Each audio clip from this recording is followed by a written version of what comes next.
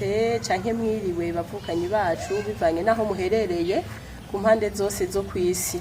Aha turi kuri Axia Vibes TV, iteka ryanje, iteka ryawe, iteka ryacu twese. Ni umuhora uhereza iteka abo bose bahaciye, abo nabo iyo teka rimaze kubuzura bagaheza bakarihereza abandi.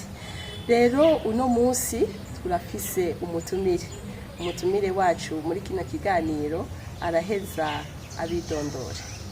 Amazina yanje ni Iranzi Queen Carrel, nkaba mba mu Gihosha, mfise imyaka 17. Queen, turaguhaye ikaze kuri Axia Vibes TV. Murakoze cyane. Wisange wumve ko hawe iteka kuri ino televiziyo Axia Vibes TV, kuko ni televiziyo itanga iteka ku bigeme, iteka ku bapfasoni, iteka ku bashinga ntahe, eka uwo wese aciye ngaha twifuza ko yiyumva n'iteka ryiwe. None turaguhaye ikaze Queen, ufise imyaka ingahe? Wari wabivuze dusubiriremwo. Mfise imyaka 17. Ego, mwiga hehe? Niga kuri lycée Scopes mu Nyakabiga. Muri mu kangahe? Mwiga muri section? Niga muri seconde science mu biochimie. Ego. Uvuze muri Scopes mu Nyakabiga. None ga Queen, mu muryango iwanyu muri bangahe? Abavyeyi murabafise bose? Abavukanyi bimeze gute? Ego, Imana yadutiteka turacabafise ko ari babiri, papa na mama. Hama tuvukana turi abana 5, ndo wa kabiri mu muryango.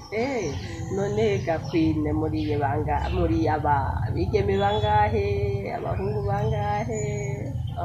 Turi abigeme 3 hamwe n'abahungu 2. Ego Queen, urakoze cyane. Murumvise ko turi kumwe n'umwigeme Queen, niwe tugirane ikiganiro uno munsi. Queen, uri umukatolika? Ego cyane. Usengera muri he paroisse? Saint Jean Baptiste. Saint Jean Baptiste iri he? Aho mu Gihosha. Ego, urakoze cyane. None ga Queen, ubukirisu bwawe ubayeho gute muri kino gihe cya Pasika nziza kwanje? Twese nari navyibagiye kwifuriza. Wayihimbaje neza cyane gose. Ego, mwayihimbaje gute mu muryango? Kuri je ku ruhande rwanje novuga yuko Pasika twayihimbaje neza mu muryango. Twararyohewe cyane n'intsinzi ya Yezu Kristo. Amen. Mu muryango twararyohewe cyane. Hamwe nyene usanga nyene utatahura ukuntu wumva umunezero, gusa nyene twararyohewe kubera intsinzi ya Yezu Kristo, bivanye n'amagorwa yaciyemo. Tukabona by'ukuri ko yatsinze, kandi tukabona yuko natwe mu buzima bwacu ari intsinzi muri byose. Amen. Queen, mwaragize Triduum Pascal guhera kwa 5 mweranda, bambe kwa 4 mweranda, kwa 5 mweranda, kwa 6 mweranda, hama muraja no guhimbaza ku munsi w'Imana. Ego cyane, twarabibaye muri ibyo bihe. Yari ibihe bishobora kutwibutsa ukungene Yezu Kristo yababaye ku musaraba. Turagerageza turabibamwo kugira ngo bitwibutse twebwe nyine nk'abakristo ukungene dutegerezwa kwigenza mu bukristo bwacu. Ego, none ga Queen, en dehors ya paroisse, wewe ubukirisu bwawe personnellement, individuellement ububaho gute? Jewe ubukristo bwanje hanini kwamba ndi kw'ishure kubera niga muri internat. Ubukristo bwanje novuga yuko ndabaho mu gusenga, mu kugerageza gusenga canke gukora ama activité arura ku Mana. Par exemple kuja muri chorale. Uri muri chorale yitwa gute?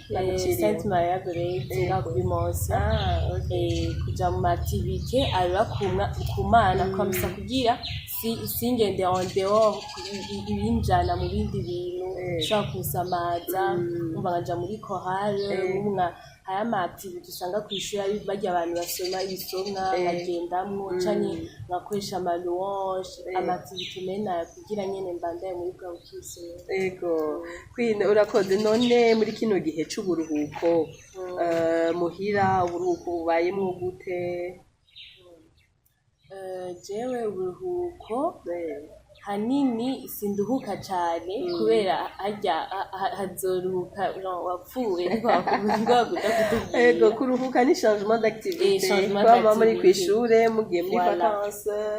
voilà hanini jewe uburuhuko ndabayemwo neza cane ndaryoherwa kuko apa yuko nabandi ko ndiga canke kw'ishure niho bakunda kutubwira yuko dufise muhira nico tuguma twicaye uko nyene champ d'activité ugafasha ivyo muhira nuvuge ngo ndi muri vacances ngo urumva ngo canguma nicaye nduhuke umva urashanga d'activité ugakora ugafasha ese tunga twebwe dufise umwana mutoya urumva ncamenyeza nyene kumwiyokipa none nk'ama activité uwo tubwira ukora ngaha muhiri wanyu n'amativite nk'aya ndakoropa muzi ivyombo surtout nkaraba umwana nkamwoza no guteka rimwe rimwe kwa bivanye twagiye n'amahirwe yo kuronka umukozi abonye isenge bigoye gusa nyene rimwe rimwe ndamufasha canke ngateka iyo ataje umukozi wanyu ntaguma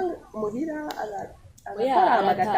arakora agataha donc ibisigaye kubera aba yatashe ca tuza turegeranya bimwe bimwe nyene nk'abakobwa murumva yuko kwina naho bafise umukozi agakora ibikorwa vy'imuhira kandi ni vyiza cane kwina tubandanye gatoyi na kino kiganiro cacu abigeme muri no misi bo mu runganwe rwawe haba aho ugendera canke abo mwigana canke abo ubona hirya no hino ubabona gute jewe ko ndababona abigeme bo mu rungano rwanje benshi ahenshi je no mfati nko kw'ishure kubera benshi baba bava ruguru n'abino bariho bisigura yuko rero abino kenshi bifokaliza kuryoherwa kwa twakuze mu miryango dufise abakozi iki ntahandi uzosanga atadukorwa na tumwe dukora ugasanga biri different n'abarya bava ruguru baza kwiga ino ugasanga imigenderanire iriko iratugora ni hamwe avuga ngo turishima ngo abino ibiki n'ibiki muga au fur et à mesure uko mugenda murabana dans une communauté bavuga ati uri umukobwa utegereza gukora iki n'iki ugasanga turiko turabyigishanya muri camp en général yo muri interne usanga umwana avuyeyo naho aba ari uw'intu ugasanga arazi gukora utuntu tumwe ko yatwigiye hama ufatiye hanze en dehors y'ishure bo mu rungano rwanje la plupart yabo n'abantu bashaka kuryoherwa bashaka umva asaba uruhusha mama ya bus ngende aha umva baryoherwe gusa ntibashoboye kwimagina ko bashobora kwicara muhira bashoboye gukora udukorwa umva ni kuryoherwa none wewe kuryoherwa ni bibi si kuryoherwa si bibi gusa ukuntu la manière dont baryoherwamo nivyo bibi ugasanga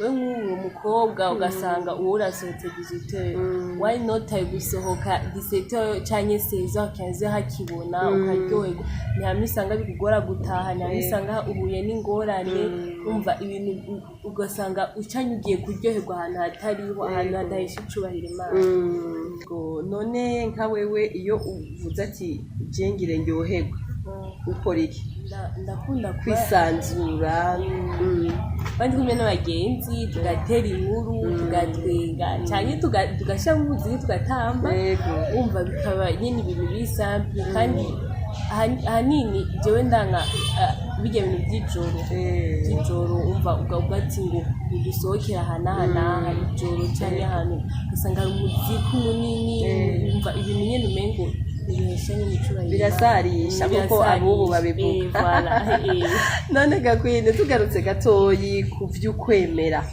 batubwiye ko usenga muri paroisse Saint Jean Baptiste mbega warabatijwe amasakaramentu maze kuronka n'ayahe yego narabatijwe nasangiye naraganiye ndetse nagiwe nibakwe ryo kunagurwa muri mutima mweranda wanaguwe muri mutima mweranda bimwe bita mu gifaransa ngo effusion wanaguwe ryari je nanaguwe ari hehe nanaguwe mu Nyakabiga le 27 janvier umwaka nyene 2027 z'ukwa mbere umwaka w'2024 twari kw'ishure nyene muri Ntanda twari tukumwe n'abandi nyene none uvyakiriye gute ubibayemwo gute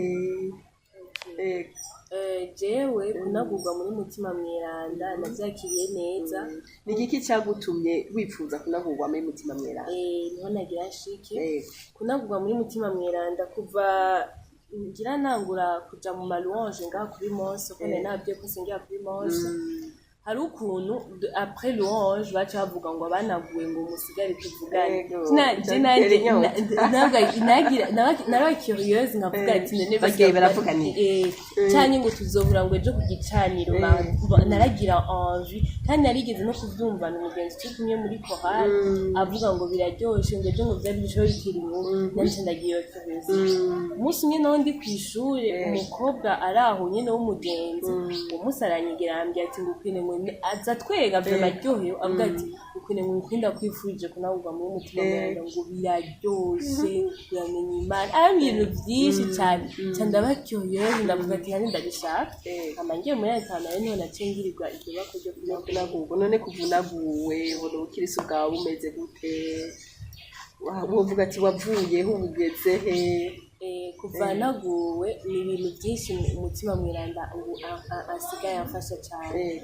Kare jewe nari umuntu adashobora kuja imbere y'abantu ngo niyesipeme ngo cyane ndabwiye ijambo ry'Imana ikindi ko tunaguwe baca bavuga ati ubu rero nahanyu ho gukora ikivi n'icuwanyu murabigishwa urumva. Ubu utwaca tutangwa amaactivité kw'ishuri ugasanga turiko turagira evangelisation ukegera umuntu ukamubaza ukoza nyene kuvuga ukavuga nyene ukwemera kwawe ukamusa kugira abandi bamenye Imana. Yego urumva uratubwiye yuko byagufashije kuja imbere y'abantu kubahuka ukamenyesha ijambo ry'Imana ukamenyesha abantu ukabashira mu kwemera wewe ugezeko.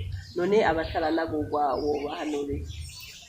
Jewe abataranagurwa nobahanura byoma ko bonagurwa kubera kunagurwa ni ikintu kiryoshe cyane kubera bavuga ngo ubu novuga ni kugira ubugeni na mutima mweranda. Harya abantu babiri bagize ubugeni ko babaye uni umva muba mubaye uni avec le Saint-Esprit bisigura yuko nobahumiriza kunagurwa surtout nk'abantu bari muri age yanje kuko biratuma kuranagurwa hari ibintu byinshi uheba uhindura kugira ngo ubuzima bwawe koko bube ku Mana bugane ku Mana. Nk'ibintu baheba nibiki izo ngeso bahebeshwa na mutima mweranda ni nkizihe ingeso bahebeshwa na mutima mweranda? Nko kubesha ku bintu by'uburofa nyine utuntu duto gutukana cyangwa kuvuga amajambo nk'abajya abantu bimyoza nk'abakobwa usanga nyine nk'abakobwa bimyoza kujya kugayana muri twa tundi duto ukaduheba ku buryo babone kuvuga tujya mu yaranaguwe arimo nyene mutima aruzuye inema za mutima mweranda. Yego none gakwine iruhande yo gutanga impanuro bifuza kuko kunagurwa izindi impanuro wohereza bigeme mu rungano bwawe ni nk'iziye zerekeye kunagurwa? Oya zerekeye ubuzima busanzwe. Yego uravye bimwe twavugana ubuzima bw'ubu ngene bumeze abigeme ngene bitwara muri ino minsi ikintu wewe wobahanura n'igiki? Jewe ikintu nobahanura umwigeme w'umukirisu umwigeme nyene yarezwe afise indero jewe ikintu abigeme nobahanura ari mu rungano rwanje ndetse n'abakiri bato canke abanguriye gato kuko twese usanga bivanye naho tugeze ugasanga nituko twabamo mu bintu bitameze neza. Jewe hanini novuga yuko twotangura kurondera Imana tukiri bato. Twotangura kurondera Imana tukiri bato tugakunda gusenga tugakunda kuja mu ma activité koko ahesha icubahiro Imana ku buryo niduhe umwanya munini cyane yo kuja muri bijya bintu bitatugira akamaro ibiki umva no bahanura gusenga muri ko gusenga niho uzoza nyene uragira amaheve niho bica binagufasha gutera imbere kubera wowe nyene uri concentré nawe we nidukora n'Imana kaciziba igufasha mu kacizura abone none abantu bariko baradukurikirana kuri no mbonesha kuri yacu Axia Vibes TV uwo babwira iki n'abantu bari mu mihingo yose kwisi yose uwo babarira iki? byinshi nobaye abantu bariko baradukurikirana kuri Axa Vibes TV twandira ndabifurije kandi pasika nziza aho muherereye mwese intsinzi ya Yezu Kristu ibasange mwiyumve mu muryango mwande muhezagirwa hama jewe ico nobabwira kubabwira co wipfuriza nabifurije pasika nziza Imana ibandanye ibahezagira hama muze muragira sabone muze muragira sabone hama mukurikirana ibiganiro ngaha anye ibiganiro koko byubaka umutima hama nyene dukunde gusenga tubandanye by'ukuri turondera Imana dufashanya nyene kuba hamwe n'umuryango. Urakoze cyane Queen. Ego turabakengurukiye cyane abariko badukurikira kuri ino mboneshakure yacu Axa Vibes TV. Twari kumwe n'umuvukanyi Queen ahejeje kuduganirira mwabyumvise tubakengurukiye cyane mwebwe mwadukurikiranye twongera tubasaba yuko mwokika kuri sabone hanyuma mukagira n'amakommentaire kugira ngo tumenye ingene ibiganiro tuko turabamenyesha ko birabahezagira muduhe n'amasuggestion yanyu kugira ngo tumenye ingene tugenda tubyameliora uko iminsi igenda irahera. Murakoze cyane naho gutaha.